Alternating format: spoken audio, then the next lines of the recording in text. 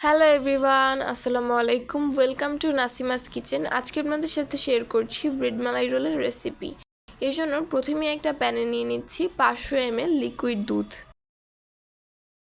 এরপর এতে অ্যাড করব 4 টিস্পুন সুজি। এরপর দিয়ে দিচ্ছি 4 টিস্পুন চিনি এবং 5 টিস্পুন পাউডার মিল্ক। এবং এরপর সব কিছু একসঙ্গে নেড়েচেড়ে মিশিয়ে নিয়ে অনবরত নাড়তে থাকবো। এরকম ঘনত্ব চলে আসলে দিয়ে দেব বাদাম কুচি এবং এরপর অনবরত নাড়তে হবে। নাড়া থামালে পুড়ে যেতে পারে। নাড়তে নাড়তে ঠিক এরকম কনসিস্টেন্সি চলে আসলে চুলা বন্ধ করে নামিয়ে নেব। এরপর এখানে পাউরুটি নিয়ে নিয়েছি এবং পাউরুটির 4 সাইড কেটে নিচ্ছি। সেম প্রসেস ফলো করে আমি সবগুলো পাউরুটি কেটে নিয়েছি। এরপর পাউরুটিগুলো বেলে নেব।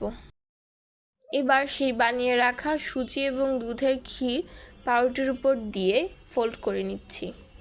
এবার মালাই তৈরি করার জন্য একটা প্যানে 500 ml লিকুইড দুধ নিয়েছি এবং এতে দিয়ে দিচ্ছি 4 টিস্পুন পাউডার মিল্ক। এরপর নেড়েচেড়ে মিশিয়ে স্বাদমতো চিনি দিয়ে মিশিয়ে একটা বলক চলে আসলে নামিয়ে নেব।